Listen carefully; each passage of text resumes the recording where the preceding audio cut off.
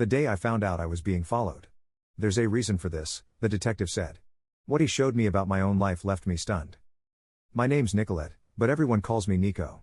I'm 42, living in Atlanta, but my story starts over a decade ago, when I thought I was finally in control of my life.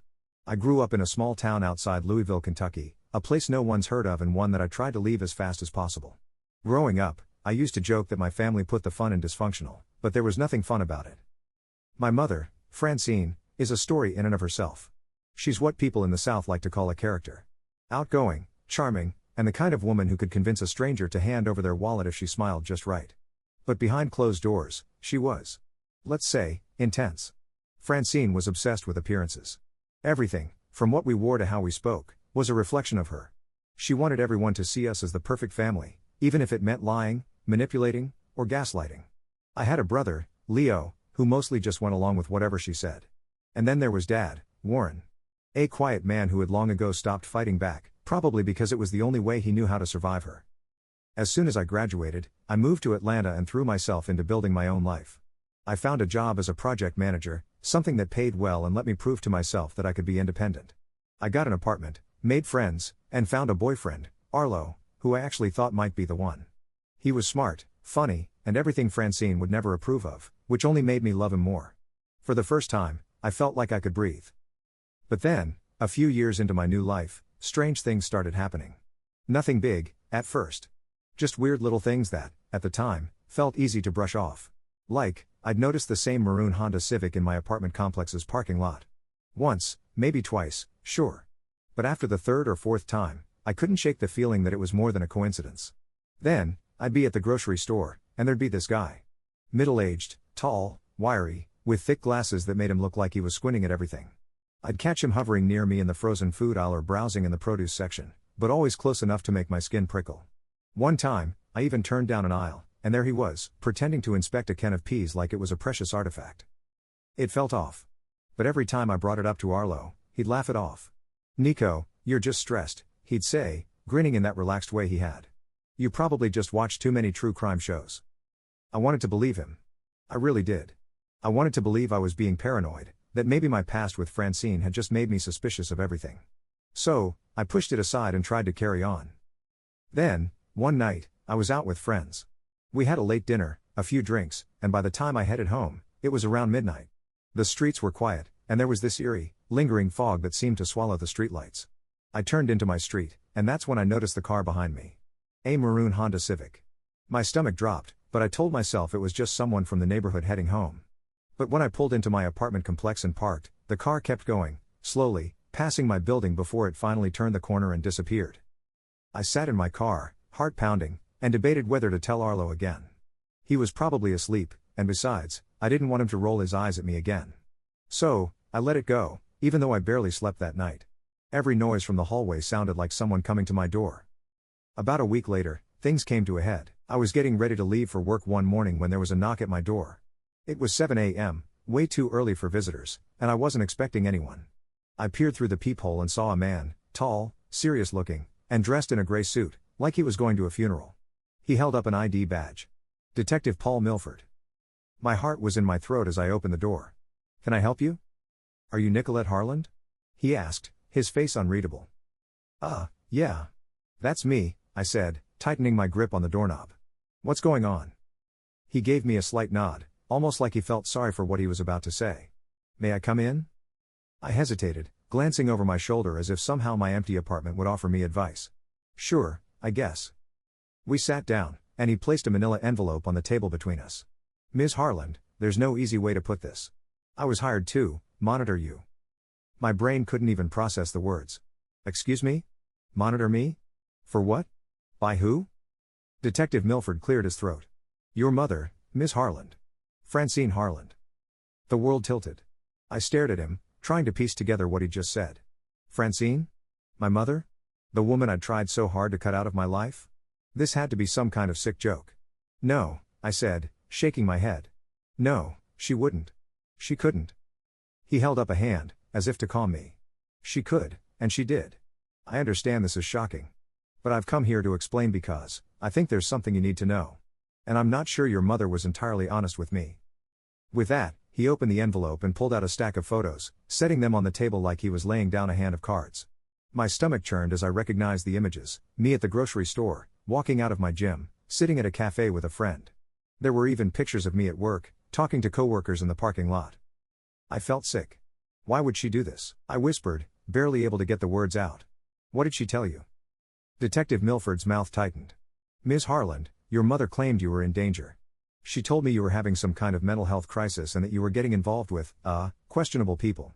That you were doing drugs, engaging in risky behavior. My mouth fell open. Are you kidding me?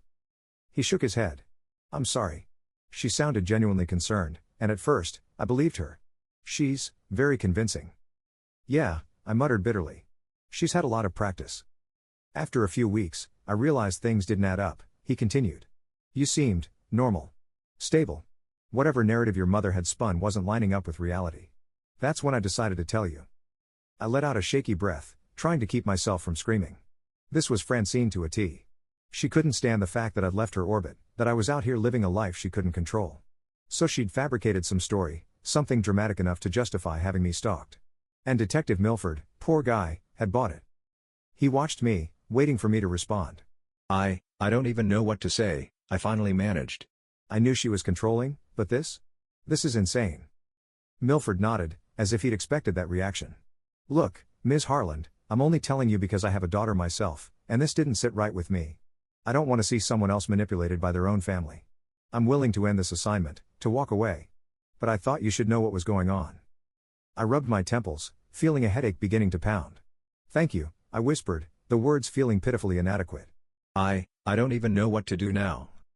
He gave me a sympathetic smile. Sometimes, there isn't a clear answer. Just, take care of yourself. After he left, I sat in stunned silence.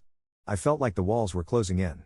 How could she do this to me? I'd cut ties with her, blocked her on every social media platform, and limited our contact to a couple of emails a year, just to keep the peace. But she couldn't let me go. She had to know every detail, to control my life like I was still a child. That night, I called Arlo. As soon as he answered, I burst into tears, barely able to get the story out. Oh my God, Nico, he said, his voice tight with anger. This is insane. She had someone follow you? Yes, I choked out, wiping my eyes. She had someone taking pictures, following me around. She told him I was having some kind of mental breakdown. Unbelievable, he muttered. You know what? Screw her. You don't owe her a damn thing. After everything she put you through. I know, I whispered. I know, but, I feel like I can't escape her. We'll figure this out, he promised, his voice softening. We'll find a way to make her let go. For the next few days, I felt like I was walking through a fog. My entire life was under surveillance, thanks to the one person who was supposed to love and protect me. I tried to focus on work, on my relationship, but every time I saw a stranger on the street, I wondered if they were watching me for her. A few weeks later, I got a call from Francine. I hesitated, almost let it go to voicemail, but then I picked up, needing to confront her. Nicolette, she exclaimed, her voice full of feigned warmth. How are you, darling? How am I? I said, unable to keep the venom out of my voice. Are you serious, Francine? There was a pause. What's with the tone? I was just calling to check in on you. Calling to check in on me? Or did you want an update from the private investigator you hired? Another silence. This one longer. Then, she sighed dramatically. Nicolette, I did what I had to do. You're my daughter, and you were acting suspicious. I had to make sure you were okay. Okay? I said, my voice shaking. You had a stranger follow me around, taking pictures of me. You told him I was unstable. How could you even think that was okay? You were never stable, Nicolette, she snapped, her mask slipping. You've always had issues, rebellious, stubborn, and making terrible choices. You think I haven't noticed? I had to keep you safe from yourself. I was done. Francine, you don't get to control me anymore. You don't get to dictate my life because you don't like that I'm happy without you. I'm blocking you, and if you try this again, I'll take legal action. I'm done. I hung up, feeling a strange sense of peace and terror all at once. But something told me this wasn't over, not by a long shot. I wish I could say that was the end of it, that after I hung up on Francine, she got the message and left me alone. But if that were the case, I wouldn't still be haunted by this story, and I wouldn't be writing to you now. After I hung up, I blocked her number and all the remaining lines of communication she had to me. I wanted nothing more than to forget that she existed and finally live my life without her shadow.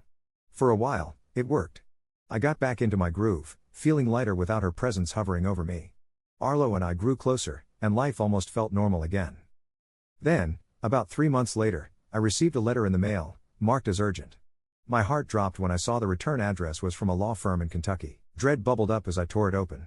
Inside was a legal notice, written in that nauseating, polite legalese. Francine was filing a lawsuit against me. She was claiming I had stolen multiple family heirlooms and refused to return them, a set of jewelry and silverware that had supposedly been passed down from her side of the family for generations. The list was extensive and included pieces I'd never even seen in my life. But more than that, it was a power move, an attempt to drag me back into her web. My head spun. This wasn't just some petty scheme. A lawsuit meant court appearances, legal fees, and, worst of all, being tied to her again. She'd done it. She'd found a way to force me back into her orbit. I immediately called Arlo, trying to hold back tears as I explained the letter. "I can't believe she's doing this, Arlo," I said, voice shaking with anger. "It's like she's punishing me for cutting her out. She just won't let go." "Well, maybe it's time we hit her where it hurts," Arlo said, a fire in his voice I hadn't heard before. "What do you mean?" I asked, desperate and willing to do anything to finally end this nightmare. "She's been manipulating you your whole life, Nico. She doesn't want a relationship, she wants control. And maybe it's time you show her that she can't control you, or anyone else, anymore. Let's fight back." The next day, I hired a lawyer, a no-nonsense woman named Rachel Caldwell. Rachel listened intently as I laid everything out, the stalking, the manipulation, the smear campaigns Francine had run against me over the years. By the end, she looked at me with a glint in her eye. "We're not just going to fight this case," she said firmly. "We're going to counter it. Your mother may have started this, but we're going to finish it." Rachel worked tirelessly, digging through Francine's life and past legal records. It turned out this wasn't her first rodeo. Francine had been involved in multiple lawsuits over the years, often frivolous ones. Former friends, distant relatives, even neighbors had all been targets of her antics. She'd sued an ex-boyfriend, accusing him of stealing jewelry. She'd sued her sister over a piece of land. Each case was buried under legal jargon and settlements, but there was a clear pattern: she was a serial litigant, using lawsuits as her weapon of control. But we didn't stop there. Rachel also uncovered another dirty little secret Francine had kept hidden for years. Francine had drained her own mother's trust fund when she'd become the executor of the estate, siphoning money for personal expenses. It was fraud, clear as day, and once Rachel had the evidence, we filed a countersuit for harassment, emotional distress, and attempted fraud. A few weeks later, I received a summons in the mail. Francine wasn't backing down. She'd officially escalated, demanding a court appearance. The day of the hearing arrived, and I'll never forget the moment I walked into that cold, wood-paneled courtroom. Francine was there, dressed to the nines in her grieving mother outfit, looking ready to put on a show. She gave me a smug look, as if she'd already won. The judge, a stern woman with a crisp voice and piercing gaze, called the case to order. Francine's lawyer, a slick man in an ill-fitting suit, started droning on about how I had betrayed my family and absconded with precious items. Francine made a dramatic show of dabbing at her eyes with a handkerchief, glancing at the judge to make sure he was watching. Then Rachel took the floor. "Your Honor," she began, her voice strong and clear, "we have evidence that Ms. Francine Harlan has a history of filing frivolous lawsuits against family members and acquaintances. Furthermore, we have uncovered records of her misappropriating funds from her own mother's estate, a fact that demonstrates a consistent pattern of deceit and manipulation." The room was dead silent as Rachel methodically laid out Francine's entire history. Each lawsuit, each fabricated story, and finally, the financial documents showing she drained her mother's inheritance. The judge's eyebrows shot up as Rachel held up the records, passing copies to the court. The smirk slipped off Francine's face, replaced by an expression I'd never seen on her before: fear. Then, Rachel called me to the stand. I looked across the courtroom at Francine, seeing her, truly seeing her, for what she was, a lonely, desperate woman who couldn't bear to let anyone have a life outside of her control. And for the first time, I didn't feel anger or hatred. I felt pity. "Nicolette," Rachel said, "can you tell the court how your mother's behavior has impacted your life?" I took a deep breath, steadying myself. I've spent my whole life under her thumb.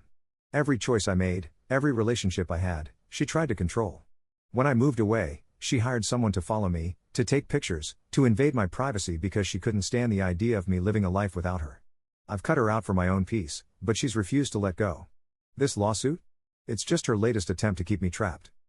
I could see the judge taking it all in, her expression hardening as she looked back at Francine, who was slumped in her seat, realizing that she had lost control of the narrative. In the end, the judge dismissed Francine's case, calling it frivolous and vindictive. But the best part? She granted our countersuit. Francine was ordered to pay me damages for harassment and emotional distress, a sum that wiped out a substantial part of her savings. I could see the horror in her eyes as the judge read the ruling. It was as though everything she'd fought to hold on to, her power, her control over me, had been shattered in an instant. After the ruling, I walked past her in the hallway. She looked at me, her face pale, eyes wide with disbelief. "This isn't over, Nicolette," she hissed, voice trembling with rage. "No, Francine," I replied calmly, looking her dead in the eye. "It is."